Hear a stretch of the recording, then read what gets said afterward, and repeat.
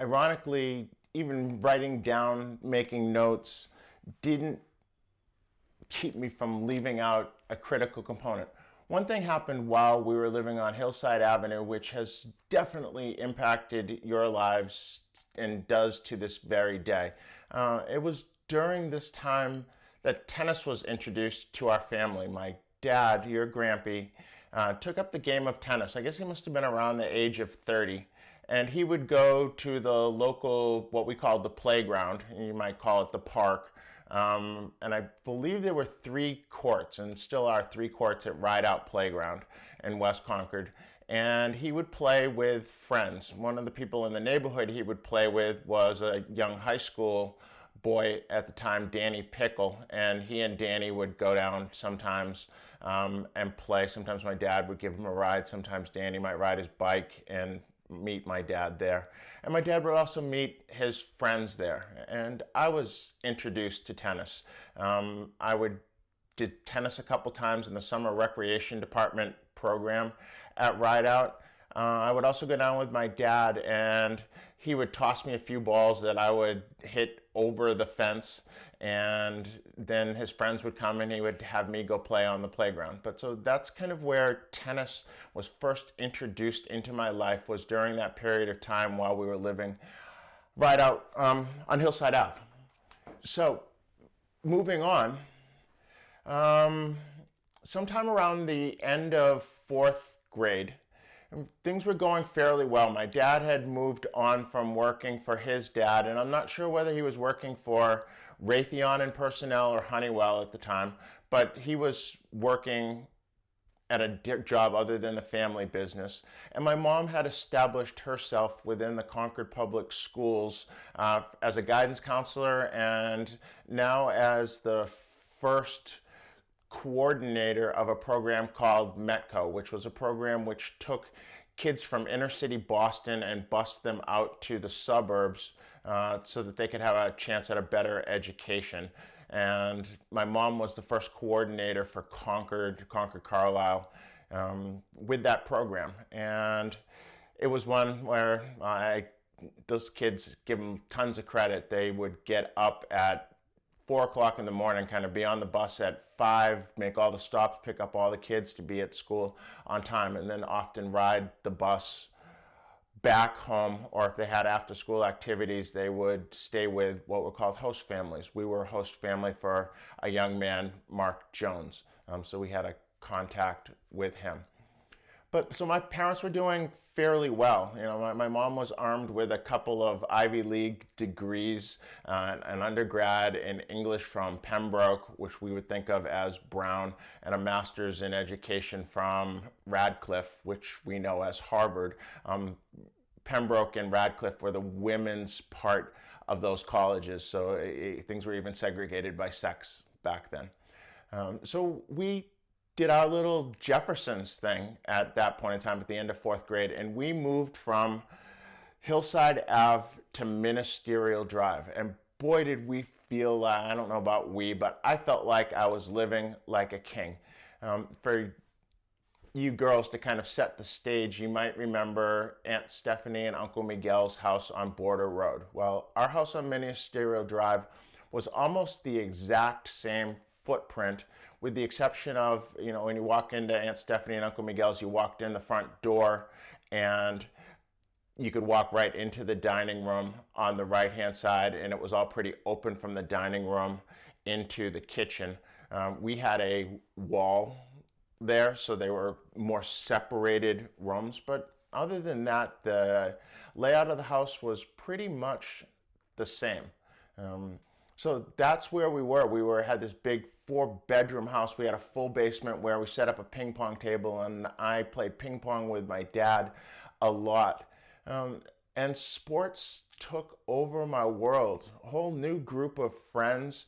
And I had lots of friends at that point in time. Though I would probably say during the time on Ministerial Drive, my best friend was a guy by the name of David O'Sullivan. And David and I did lots of things together. At one point in time, actually, he and I would get out and play tennis, and he took me to the club where his family belonged, the Thoreau Club, to play tennis indoors in the bubble in the wintertime. And boy, was that a thrill for me.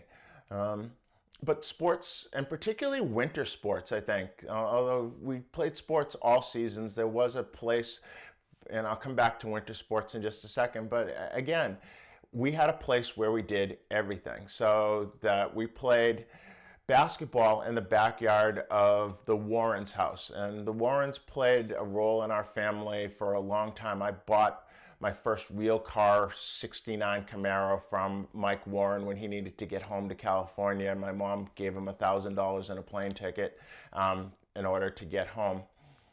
And Stephanie spent a lot of time with the Warrens during high school, middle school, in the summers out in California, and that was part of what led her to go to college in California at Pepperdine, was that experience having been out there. So we played basketball in the Warrens' backyard, and we had a pool in our backyard. Our backyard kind of came the place for swimming, that people jumped off the roof. We had pretty elaborate landscaping. We had a diving board. So our house was a place where the kids came and swam, though we weren't the only house with pool in the backyard. We were the house where kind of everybody was allowed to come and just hang out. And then we had an open lot because it was a brand new neighborhood. It was still under development. Houses were being built.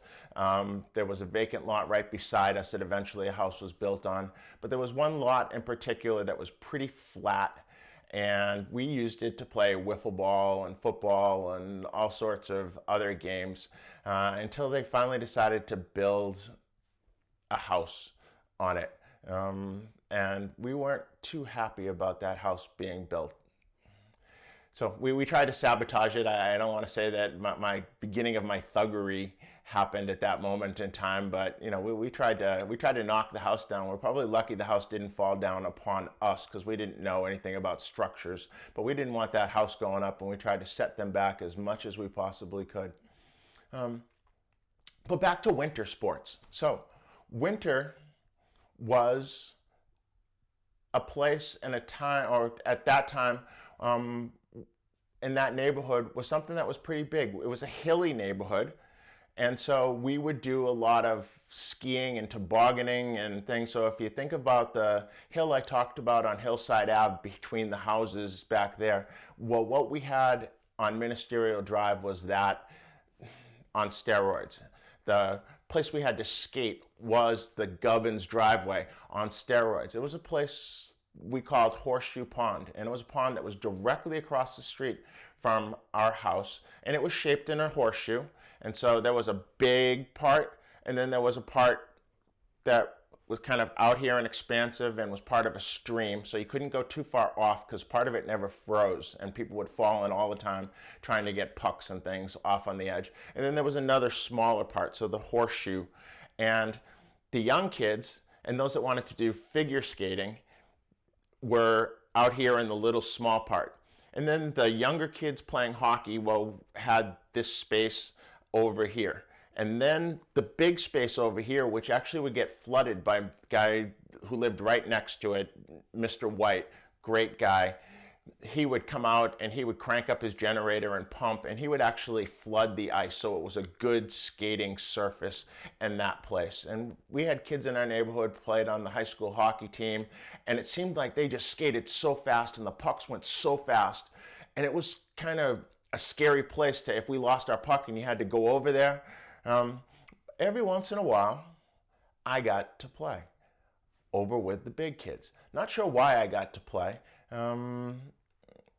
but it was fun. I really got into hockey at that point in time. And I was trying to make today short, but it's going to go all over the place, and it probably isn't going to be nearly as short as I had hoped it would be. As I said, sports were everything. So we were also got to learn how to ski. There was a local little hill. Well, first we took ski lessons at the high school. So Concord's a fairly hilly place, and Concord Carlisle High School had a hill and then flattened out, and then another hill down to a football field. And so we would take skiing lessons there at Concord Carlisle. That was our first place. And then we got to go to, I guess, Mount Neshoba, or Neshoba ski area. And it had a rope tow. So you would put your skis on and you would grab this rope and it would tow you up the hill, and then you would ski down. And so that was the next place. And I'm not sure how much we got to go even a little further out west. Mount Wachusett doesn't really, I don't remember skiing there a lot. But what I do remember, and this is going to kind of tie into the hockey thing, but is we had a partial share in a house at Killington. It was called the White House. And I think initially we had a half share. So you could have these shares in this house where it entitled you, the adults, to a bedroom and the kids to space in the bunk room, either the girls' bunk room or the boys' bunk room. And we had a half share, I believe, to start. But I got to go a lot. I got to go a lot more than my half share provided. Other families would take me up. And I can't tell you exactly how many families there were, but the house was owned by a family called the Adlers, and the Adlers were great, great, great skiers. I always wanted to kind of be like them, but never was. Well, one of the things about the White House and skiing was you had to go on weekends. But I was also playing hockey at the time. I was playing competitive hockey, and the games were on Friday nights. So I would go and I would play my hockey game, and then I would get out and change into regular clothes. Don't think I even took a shower at that point in time. And we would jump in my dad's Mercedes. Wow, don't I wish. My dad's Mustang. And we would drive the 4 hours or so to Killington in Vermont to go to the ski house. Well, that time was a time I will always remember. One of the things we did is we listened to The Shadow on the radio, and Only the Shadow Knows. And it was a time where my imagination would run wild, and I certainly still remember time with my dad driving from hockey to ski. Little side note, you also every once in a while had to bring a family evening meal for everybody at the house. And one time, my mom, who I think only went up there once, she was not a skier, she was not a sports person, but she made the meal for us to bring up there. And she made cow's tongues.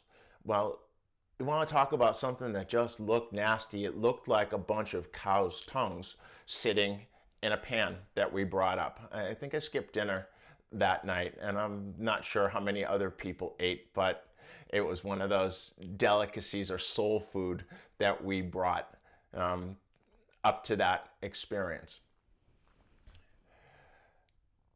I loved sports. I think I've made a recurring theme. I played Little League baseball. I, at the time, was the youngest person ever recruited into, or I'm not sure exactly, drafted into the major league. So you started out kind of in this coach pitch thing. We didn't have T-ball at the time. Then you had minor leagues, which was rubber coated balls, and then major leagues, which was real hard ball baseballs. And I was the youngest ever to be recruited. And I was on a team called the Red Sox. And the Red Sox, well, it's certainly, this is Boston, and the Red Sox were the team. But we weren't. We aspired to be. We hoped to make the playoffs year after year. But everybody knew the beginning of every season the Dodgers were going to be the team. The best athletes. I'm not sure there were any West Concord athletes, but it was the team. And everyone just hoped to be, okay, I shouldn't say that. Jumbo was on the Dodgers, and he threw the ball as hard as anybody I had ever seen, and you just didn't want to get hit. Taking a swing at the ball wasn't really an option. You were just hoping he wasn't having a wild day and he was going to peg you. The kind of things you remember 50 years later. It's amazing, 45 years later.